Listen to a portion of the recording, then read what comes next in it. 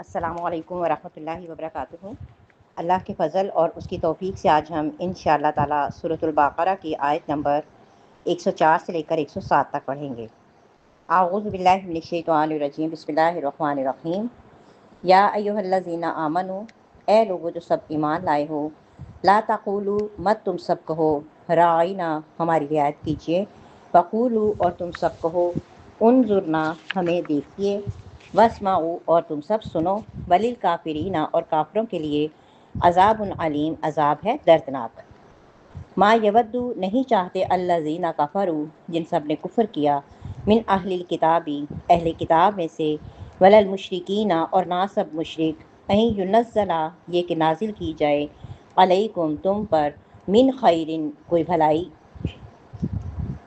من ربکم، تمہارے رب کی طرف سے، واللہ، اور اللہ تعالیٰ، یختص، خاص کر لیتا ہے، برحمتہ، اپنی رحمت کے ساتھ، من یشاء، جس کو وہ چاہتا ہے، واللہ، اور اللہ، ذو الفضل العظیم، بڑے فضل والا ہے۔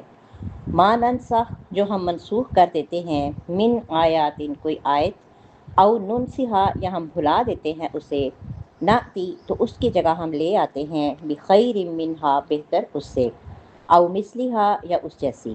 علم تعلم، کیا نہیں جانتا تو، ان اللہ، کہ بے شک اللہ تعالیٰ، علی کل شیء قدیر، ہر چیز پر قادر ہے۔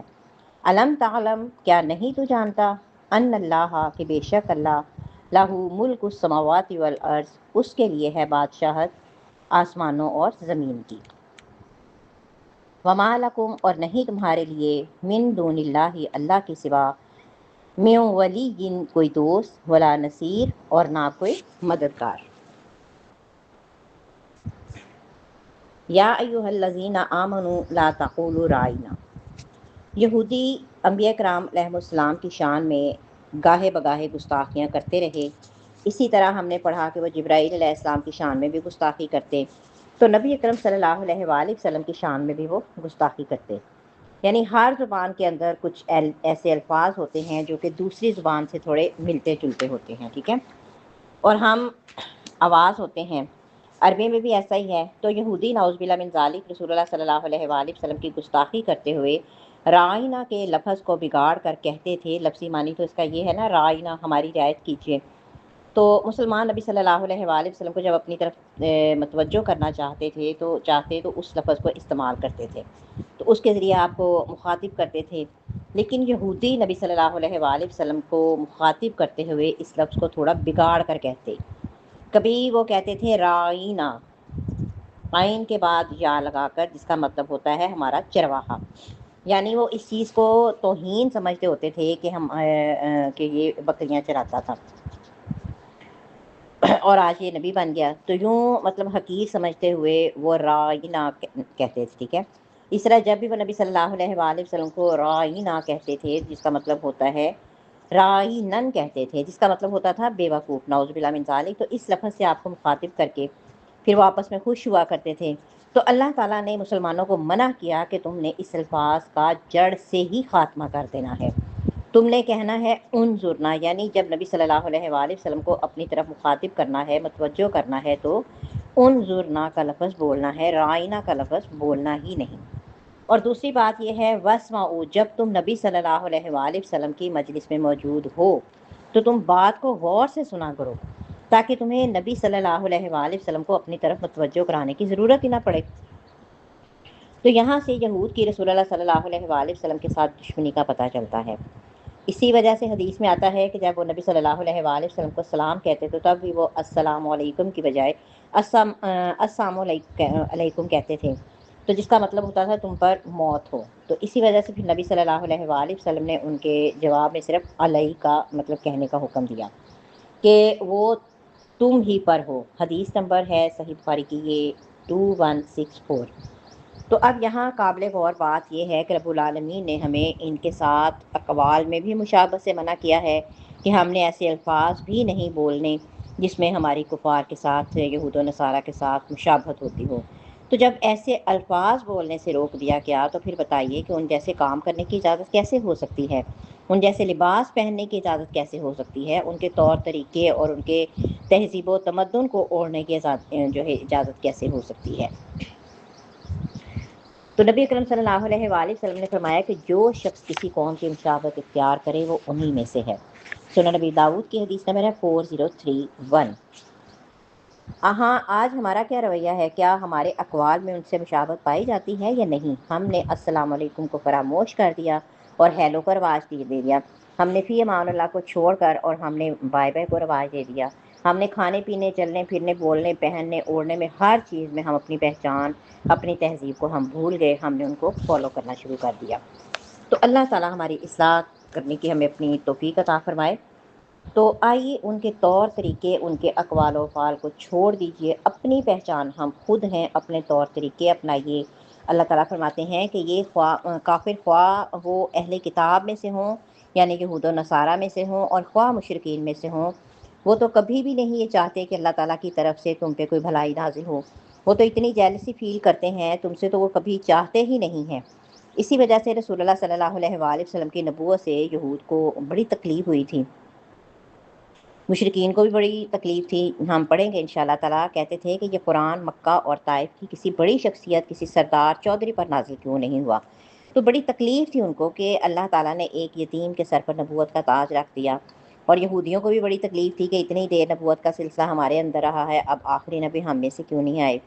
تو اللہ تعالیٰ نے فرمایا کہ یہاں پر رحمت سے مراد نبوت ہے۔ اللہ جسے چاہتا ہے اپنی رحمت کے لیے خاص کر لیتا ہے، کیونکہ اللہ تعالیٰ بہت بڑے فضل والا ہے۔ یہ تمہاری اتھارٹی نہیں ہے کہ اللہ تم سے پوچھ کر نبی بنانے کا پابند ہے۔ یہ اللہ تعالیٰ کی شان ہے، وہ جسے چاہے نبوت کا تاج پہنا دے، کیونکہ نبوت اللہ تعالیٰ کا انتخاب ہے، یہ وحی ہوتی ہے۔ یہ کسی کی عبادت و ریاضت کی وجہ سے یا خاندانی وراثت کی وجہ سے یا کسی کے حسب و نسب کی وجہ سے نبوت نہیں ملتی۔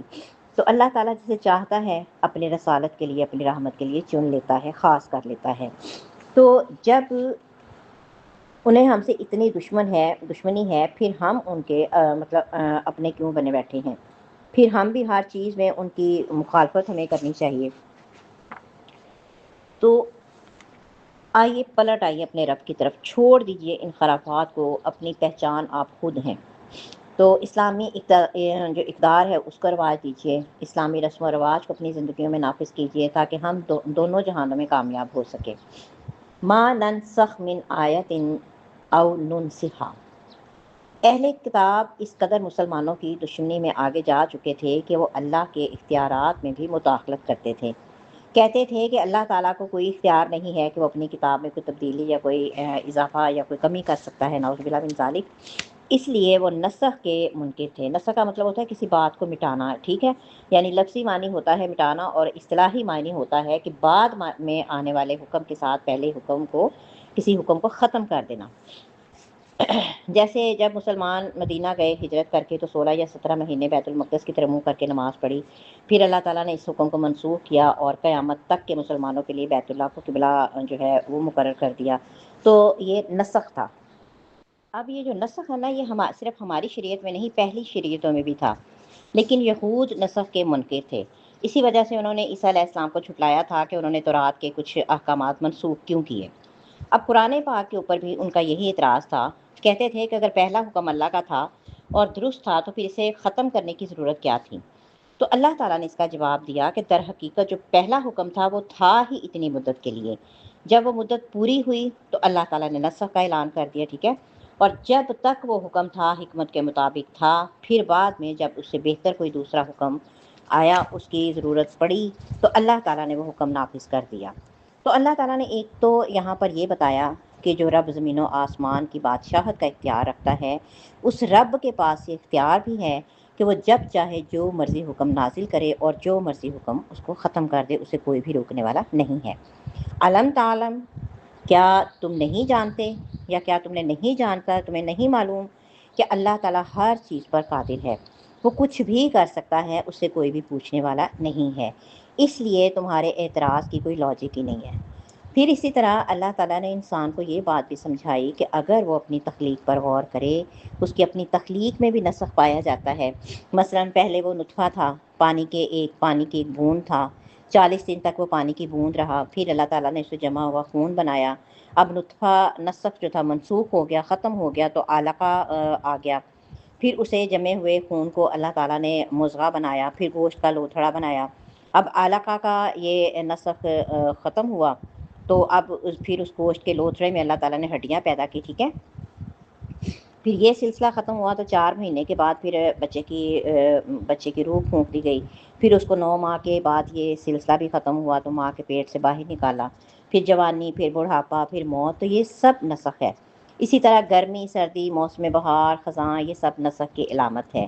پھر انسانی زندگی میں بھی نسخ پایا جاتا ہے، مثلا ڈاکٹر ایک میڈیسن دیتا ہے، اسے مطلب ریکوری نہیں ہو رہی، نیکسٹ ٹائم جب جائیں گے تو ڈاکٹر جو میڈیسن چینج کر دیتا ہے، تو کوئی اعتراض بنتا ہی نہیں ہے کہ اگر پہلا حکم درست تھا تو پھر اس کو چینج کیوں کیا۔ تو اللہ تعالیٰ نے بتایا کہ وہ زمین و آسمان کا بادشاہ ہے، وہ ہر چیز پر قادر ہے، وہ جو چاہے وہ کر سکتا ہے، اسے کوئی بھی پوچھنے والا نہیں ہے۔ اب نسخ کے بارے میں یہ جان لینا ضروری ہے کہ نسخ کی کئی اقسام ہیں۔ مثلا نمبر 1 کہ ایک قرآن کی آیت کے ساتھ قرآن کی دوسری آیت منسوخ ہو سکتی ہے۔ اسی طرح قرآن کے ساتھ کوئی حدیث منسوخ ہو سکتی ہے، حدیث کے ساتھ حدیث منسوخ ہو سکتی ہے، اور حدیث کے ساتھ قرآن کی آیت بھی منسوخ ہو سکتی ہے، کیونکہ دونوں ہی وحی الہی ہیں اور ایک وحی دوسری وحی کے ساتھ منسوخ ہو سکتی ہے۔ اب قرآن سے قرآن کے نسخ کی مثال کیا ہے؟ چوتھے پارے میں ہم پڑھیں گے کہ اللہ تعالیٰ نے پہلے زنا کرنے والی عورتوں کی سزا مقرر کی تھی کہ انہیں گھروں میں بند رکھو حتیٰ کہ انہیں موت اٹھا لے یا اللہ تعالیٰ ان کے لیے کوئی راستہ بنا دے۔ لیکن پھر اللہ تعالیٰ نے سورہ نور نازل کی تو اس سزا کو ختم کر کے پھر اللہ تعالیٰ نے بتایا کہ وہ جو کنوارے لڑکا لڑکی زنا کریں گے ان کو 100 کوڑے مارے جائیں گے، اور پھر اگر شادی شدہ کریں گے تو ان کو سنسار کیا جائے گا۔ اب پہلا حکم جو تھا وہ ختم ہو گیا۔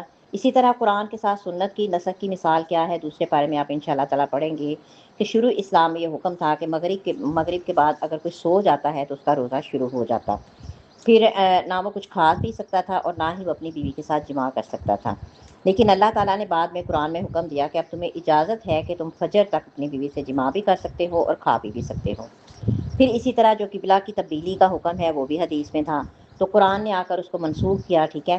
پھر سنت کے ساتھ سنت منسوخ ہونے کی مثال نبی صلی اللہ علیہ وآلہ وسلم نے فرمایا کہ میں نے تمہیں قبروں کی زیارت سے منع کیا تھا، سو ان کی زیارت کرو، اور میں نے تمہیں 3 راتوں سے زیادہ قربانیوں کے گوشت کو رکھنے سے منع کیا تھا، سو انہیں رکھ لو جب تک تمہاری مرضی۔ یہ صحیح مسلم کی حدیث نمبر ہے 977۔ اب دیکھیے کہ پہلے حدیث میں قبروں کی زیارت سے منع کیا گیا، پھر حدیث میں اجازت دے دی گئی۔ پہلے حدیث میں قربانی کا گوشت 3 دن سے زیادہ رکھنے سے منع کیا گیا، بعد میں حدیث میں اس کی اجازت دے دی گئی۔ تو نسخ کی یہ ساری صورتیں یہ ممکن ہے، ٹھیک ہے۔ تو اس وجہ سے اللہ تعالیٰ نے فرمایا کہ اگر ہم کوئی آیت منسوخ کرتے ہیں یا اس کو بھلاتے ہیں تو اس سے بہتر ہی اسے لے آتے ہیں، کیونکہ ہم اس چیز پر قادر ہیں۔ اگر تم ہمارے احکامات کو جھٹلاتے ہو تو یاد رکھنا وَمَا لَكُم مِّن دُونِ اللَّهِ مِن وَلِيٍّ وَلَا نَصِيرٍ، کہ مجھے چھوڑ کر تمہارا کوئی دوست اور کوئی مددگار نہیں ہے۔ اس لیے انسان کو ہمیشہ اپنے رب کے سامنے سر تسلیم خم کرنا چاہیے۔ تو اللہ تعالیٰ سے دعا ہے کہ اللہ تعالیٰ ہمیں سمجھنے کی توفیق عطا فرمائے، ہمیں قرآن و سنت کے مطابق اپنی زندگیاں بسر کرنے کی توفیق عطا فرمائے، آمین یا رب العالمین۔